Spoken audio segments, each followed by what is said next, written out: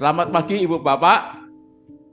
Dalam rangka menyambut ulang tahun yang ketiga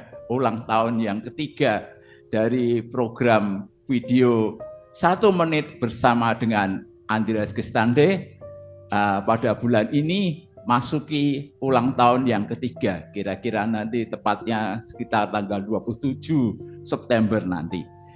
Saya mengajak Bapak Ibu untuk mendengar satu episode yang menjadi dasar dari renungan saya pada hari ini. Pak Filipus akan menolong untuk menayangkannya.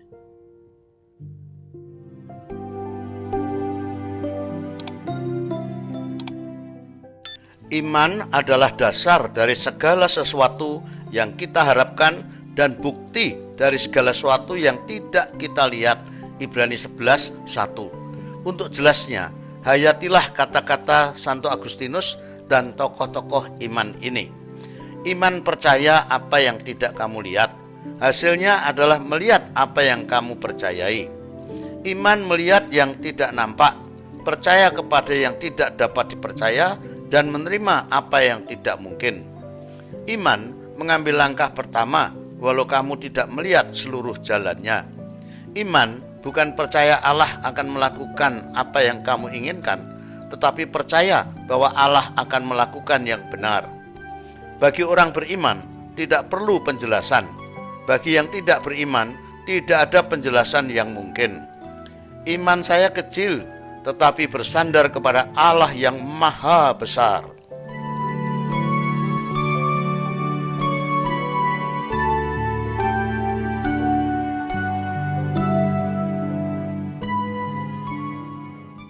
Ketika saya mendengar pada malam itu, saya sungguh-sungguh diberkati. Saya semakin diteguhkan karena terus terang saya berani bersaksi bahwa saya dan keluarga sudah menikmati, bukan hanya melihat dan menikmati. Saya pakai bahasa saya sendiri, kalau kita hidup karena percaya, maka kita akan melihat apa yang kita percayai. Itulah ringkasan dari episode 1051 dari program video 1 menit bersama dengan Andreas Gestande yang bulan ini masuki tahun yang ketiga. Luar biasa Bapak Ibu. Kalau kita mau mendengar, memang mendengar dan melihat 1 menit. Tapi kalau ingin menikmati isinya dan sungguh-sungguh apalagi sampai menjadi rema dalam kehidupan kita, kita perlu menyediakan waktu 15 sampai 30 menit untuk membaca ayat-ayat yang menjadi referensi dan membaca ulang maksud saya dan merenungkannya. Sungguh sangat tepat moto dari program ini, SPBU, singkat, padat, berisi, dan penuh urapan. Saya menikmati dan merasakan. Bapak Ibu, karena itulah dalam rangka ulang tahun yang ketiga menjadi landasan renungan saya pada pagi ini.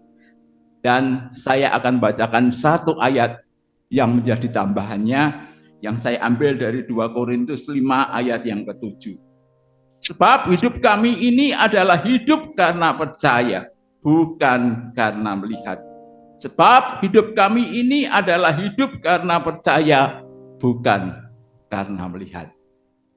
Bapak Ibu, Christophorus sekarang ini punya satu buku yang sungguh-sungguh menjadi berkat bagi banyak orang.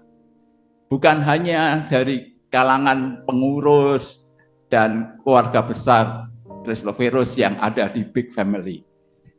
Bahkan orang-orang yang di luar, ya, yang belum tergabung dalam di Big Family, seperti Pendeta Rinta Kurniawati dari GKI Peterongan, seperti Suryadi Hirtanto, pendukung Christophorus yang ada di Jakarta, seperti Dr. Harpina Soma.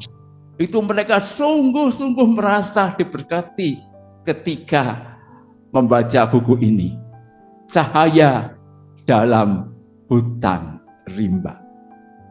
Karena itu pagi ini saya mengambil 2 tokoh utama, pemeran utama Suster Lydia dan Suster Anne sebagai ilustrasinya. Bapak, Ibu, dan Saudara, kalau pentingnya kita membaca buku ini, karena di buku ini sungguh-sungguh kita akan melihat implementasi atau prakteknya dari prinsip-prinsip yang selama ini dipegang oleh Yayasan Christophorus. Yaitu yang pertama, Yayasan Christophorus itu interdenominasi. Yang kedua adalah Yayasan Christophorus itu melayani bersama-sama dengan gereja untuk gereja-gereja dan masyarakat umum. Dan ini yang paling penting. Sampai masuki usia yang ke-51 tahun, Christophorus tetap setia memegang satu prinsip, yaitu Christophorus tidak mendirikan gereja. Dan yang ketiga, prinsip yang boleh kita lihat dan kita nikmati di buku ini, yaitu pelayanan Christophorus itu sifatnya holistik. Bukan hanya menyampaikan firman Tuhan secara langsung. Kalau di Tumbang Merekawi ini, kedua suster itu melakukan pelayanan kesehatan yang terutama. Tetapi yang luar biasa adalah suster ini memperhatikan pendidikan masyarakat, terutama anak-anak, juga kerohanian masyarakat, terutama pada waktu itu orang-orang yang sudah percaya, banyak yang masih ikut menghidupi tradisi-tradisi dan kepercayaan lama mereka. Itulah yang sangat diperhatikan. Juga peningkatan SDM dan juga kesehatan masyarakat dengan MCK-nya. Bapak, Ibu, dan Saudara, memang kalau kita melihat perjalanan pelayanan Suster Lydia dan Suster Anne, sangat-sangat tidak mudah. Kalau mereka betul-betul sekarang bisa melihat dampak dari pelayanan mereka bersama-sama dengan orang-orang percaya di sana, bersama-sama dengan keluarga besar Christophorus, bersama-sama dengan pemerintah, wujudnya itu karena mereka hidup karena percaya, bukan karena melihat. Bapak, Ibu yang saya kasihi, kalau kita bersama-sama mau membaca di buku ini, satu hal yang nomor satu kita akan beroleh. Tidak mudah untuk menjawab panggilan Tuhan yang disampaikan kepada Suster Lydia dan Suster Anne. Yang pertama, Suster Lydia. Suster Lydia memang lahir dari keluarga misionaris. Kakeknya seorang misionaris. Pada waktu Suster Lydia dilahirkan, ayahnya sedang melayani di Tiongkok. Suster Lydia merupakan anak kelima dari 6 bersaudara. Karena situasi politik di Tiongkok pada waktu itu, kemudian orang tua dari Suster Lydia harus pulang ke Jerman. Rencananya sih pada waktu itu kalau situasi kembali baik, mau kembali menjadi misionaris Tiongkok. Tapi perkembangan tidak memungkinkan, akhirnya menjadi pendeta, penginjil di Jerman. Yang luar biasa adalah dua kakaknya, baik yang laki-laki dan perempuan, sudah menjadi misionaris. Pada waktu itu, Suster Lydia diceritakan sedang menempuh belajar bidang keperawatan. Dia satu kamar dengan satu teman baiknya yang bernama Martha. Apa yang terjadi? Suster Lydia ini dididik dengan pendidikan yang sangat keras dan ketat oleh ayahnya. Orang tuanya sangat mendidik ketat sekali. Contohnya, Suster Lydia itu sebagai seorang perempuan, anak perempuan, tidak boleh memotong rambutnya. Tidak boleh pakai celana panjang. Juga tidak boleh mendengarkan musik-musik yang sifatnya duniawi. Yang sekuler tidak boleh. Apalagi nonton di bioskop pasti tidak boleh. Karena ketat dan kerasnya pendidikan dalam keluarganya.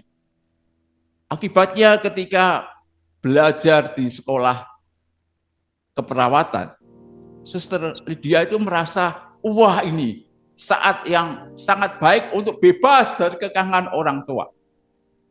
Sehingga Suster Lydia bersama temannya itu pernah menjadi anak yang bandel, remaja pemuda yang bandel begitu, melakukan banyak hal yang dulunya sangat dilarang oleh orang tuanya. Tapi Tuhan itu baik. Kalau dia sudah memanggil orang, dia akan pakai segala cara yang kadang-kadang di luar nalar kita, logika kita, untuk menangkap kita kembali. Nah, pada suatu malam, Suster Lydia itu pulang dari tugas dinasnya sebagai mahasiswa perawat. Ketika pulang, dia melihat wajah temannya Marta itu kok bersinar-sinar, bersukacita luar biasa. Ada yang aneh, ada yang tidak biasa. Apa yang terjadi dengan temannya? Kemudian dia bertanya kepada temannya, apa yang terjadi dengan kamu? Kamu lain, tidak seperti biasanya. Dia bercerita, tadi saya ketemu seorang teman perawat laki-laki. Dia bercerita tentang Yesus. Dia bercerita tentang kuasa Yesus yang mengubahkan hidupnya. Dia banyak bercerita tentang panggilan. Saya sangat tersentuh. Saya punya komitmen untuk menyerahkan hidup saya hanya untuk Tuhan Yesus. Wah, apa yang dikatakan temannya itu sangat menempelaknya. Dan malam itu dia tidak bisa tidur. Dan kemudian dia sungguh-sungguh berdoa kepada Tuhan, minta ampun untuk segala kesalahan, segala keteledoran yang telah dilakukannya. Dan dia kembali dengan komitmennya untuk menyerahkan hidup hanya kepada Tuhan saja. Dia bersama dengan Marta dan beberapa temannya, kemudian diajak diperkenalkan oleh perawat yang mengubah kehidupan Marta tadi, perawat teman laki-lakinya, diperkenalkan kepada Suster Traeger. Itulah awalnya perjalanan bagaimana Suster Lydia boleh menjadi seorang misionaris profesi. Perjalanan Suster N lebih tidak mudah lagi. Lebih tidak mudah lagi. Suster N dilahirkan di keluarga Katolik. Dia anak pertama dari 5 bersaudara. Mengapa Suster N bisa terpanggil untuk menyerahkan hidupnya sepenuh waktu? Dia bercerita ketika dia menikmati pendidikan di TK, Taman Kanak-kanak. Gurunya adalah seorang biarawati yang tidak punya keluarga. Tapi gurunya ini sangat-sangat menginspirasi dirinya. Gurunya ini menyerahkan hidupnya untuk melayani anak-anak dan masyarakat yang luas. Bahkan Suster N cerita, dia itu menerima satu celengan dalam bentuk orang Afrika. Kalau dia masukkan uang ke celengan itu, maka kepalanya bisa bergerak mantuk-mantuk gitu. Nah, yang menarik adalah sang guru itu, seorang biarawati itu bercerita bahwa banyak orang di Afrika yang belum mendengar tentang keselamatan, tentang Yesus. Mereka perlu mendengar kabar baik itu. Hatinya tergugah. Dia sangat tergugah. Dia ingin sekali. Bahkan sejak taman kanak-kanak itu, sejak dia kecil, dia sudah punya komitmen ingin hidup tidak menikah dan menyerahkan hidup penuh untuk melayani Tuhan dan sesama. Bahkan karena ya kalau sekarang dibully gitu sama seorang temannya, dia berani taruhan tentang panggilannya itu. Sampai dia nanti dewasa, dia akan menepati itu. Tapi apa yang terjadi? Ketika masuki masa muda, dia jatuh cinta kepada seorang pemuda. Wah, goyah tentang panggilannya. Bahkan diceritakan dalam buku ini sangat menarik. Dia menceritakan sempat terbersit di ingatannya, di pikirannya. Wah, nanti kalau saya menikah, saya ingin punya anak 5 seperti yang dia alami. Dia 5 bersaudara, dia yang paling sulung. Dia yang sulung. Nah, itulah yang dia alami. Menggoncangkan dia. Tapi kembali Tuhan menangkap dia. Tuhan menangkap Suster N untuk disadarkan melalui berbagai peristiwa yang sangat unik dan tidak mudah pergumulan-pergumulannya. Kalau saya ceritakan selain memakan waktu, juga saudara nanti tidak baca bukunya. Sangat menarik. Dan akhirnya Suster N sambil menangis berkata, saya mau menyerahkan hidup saya kepada Tuhan.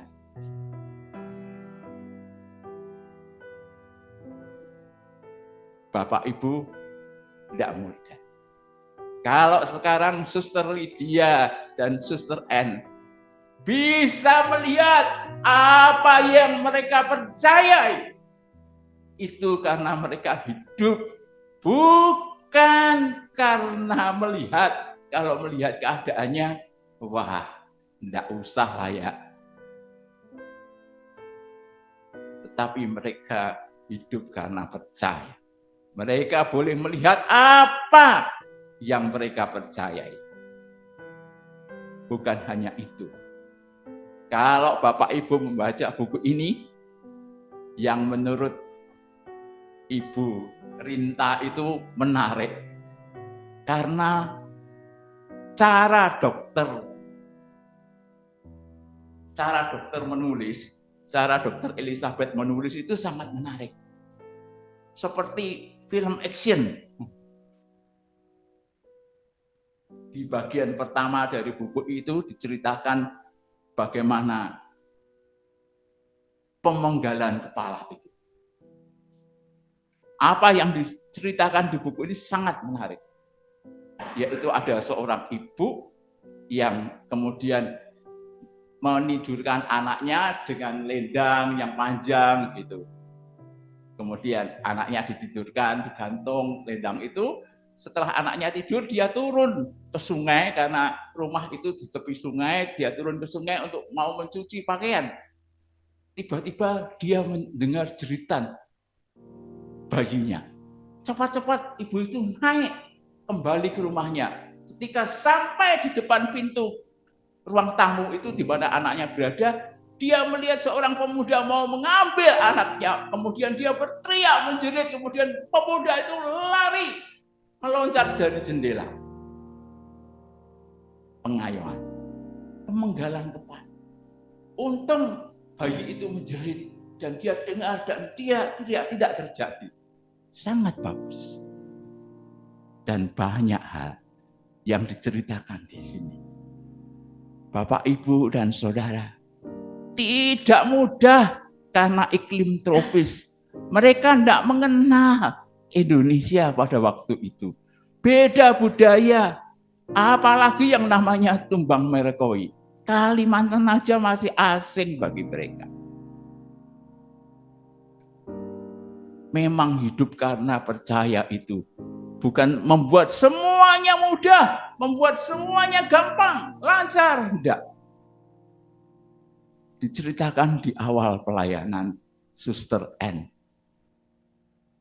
Ketika waktu itu bahasa Indonesianya masih sedikit-sedikit saja dia mengerti. hari itu dia mendapat tugas untuk menyuntik pasien-pasien. Salah satu pasiennya itu seorang bayi yang radang paru-paru harus disuntik penisilin. Ketika habis disuntik penisilin itu terjadi kehebohan, saudara, karena bayi itu tiba-tiba berhenti bernapas seolah-olah dan tidak bernyawa lagi. Nah, pada waktu itu Suster N karena dia menjadi panik sekali, dia sampai berdoa, mungkin saya tidak cocok untuk pelayanan di sini. Saya mau pulang saja sebab tidak menyelamatkan orang, tapi malah membuat orang itu meninggal dunia bagi ini. Tuhan tolong kalau memang Engkau menghendaki saya pelayan di sini, supaya anak ini boleh tertolong. Dan kemudian apa yang terjadi? Bayi ini kemudian bersin-bersin, teriak keras sekali, menangis kencang sekali begitu, dan akhirnya sembuh. Dan Suster N boleh menyelesaikan pelayanannya di sana sampai akhir. Boleh melihat hasilnya Desa Tumbang Merekowi mengalami transformasi yang sangat besar sekali. Inilah yang mengawali bahwa kalau kita hidup karena percaya, dikatakan oleh Santo Ignatius, kita akan melihat apa yang kita percaya. Bapak, Ibu, dan Saudara, sekarang ini yang terjadi dengan Christophorus adalah Christophorus itu punya program yang besar. Semua perhatian, semua potensi, hampir saya katakan, karena juga kami masih mengerjakan dan perhatian kepada yang lain, yaitu renovasi. Nah, ketika baru saja ya panitia itu dibentuk, karena sesungguhnya dimulai dari ketika jubilium itu, rencana renovasi ini dimunculkan. Pertama kali sih 100-200 gitu juta kira-kira biaya renovasi. Kemudian menjadi pada waktu itu yang pertama sekitar 3M lebih. Nah, saya kemudian menyampaikan satu peneguhan pada teman-teman pada waktu itu. Saya ambil dari apa yang diambil oleh rekan saya, Ibu Yuli Astuti, Kamis yang lalu dari Nehemia. Nehemia 2 ayat 20. Bahwa keberhasilan kita itu karena Allah alam semesta. Allah semesta langit itulah yang membuat kami berhasil. Bapak, Ibu, dan Saudara, saya sangat senang. Saya sangat bersyukur karena Pak Andreas sebagai orang yang di sini yang senior, sebagai pendiri, ya, dia sungguh-sungguh mengarahkan kita supaya hidup, supaya menjalani semua, baik panitia, baik pengurus, baik para pendukung Christophorus, supaya karena percaya, bukan karena melihat. Semangat terus-menerus sampai kemarin sore juga memberikan dorongan itu. Sebagai seorang pembina, dia memberikan seringkali suara pembina begitu, baik di grup untuk Big Family maupun di grup panitia renovasi. Saya sudah melihat itu walaupun belum selesai. Pak Supriyanto sebagai ketua, dia sangat tekun, dia sangat konsisten dan sangat komitmen untuk melakukan apa yang bisa dia lakukan. Sangat komunikatif. Saya lihat teman-teman semangat, terutama yang di bagian pembangunan itu. Pak Peter Hindarto, Pak Tri, kemudian juga Pak Suganda. Wah, itu sungguh-sungguh memperhatikan proses pembangunan ini. Dan yang luar biasa rekan pelayanan saya, Pak Filipus. Dia membuat laporan perkembangan renovasi ini secara cepat dan teratur. Mereka istilahnya itu gerak cepat. Bapak, Ibu, dan Saudara, Kita semua perlu hidup karena percaya, bukan karena melihat. Sungguh saya bersaksi bahwa dengan hidup percayalah kita nanti bisa melihat apa yang kita percaya. Kita memang harus melakukan yang menjadi bagian kita. Nanti Tuhan yang akan melakukannya. Sekarang ini kalau dihitung mulai pertengahan Juli sampai dengan bulan September ini, sudah hampir 2 bulan. Renovasi berjalan lancar. Sudah 2 kali dilakukan pembayaran. Memang perjalanan belum selesai. Tapi inilah bagian yang boleh kita lihat dari yang kita imani. Biarlah mari teman-teman panitia, mari semua pendukung, mari semua keluarga besar Kristoferus, kita bersama-sama melakukan apa yang bisa kita lakukan. Apa yang memang menjadi bagian kita, yakinlah apa yang kita percaya itu kelak kita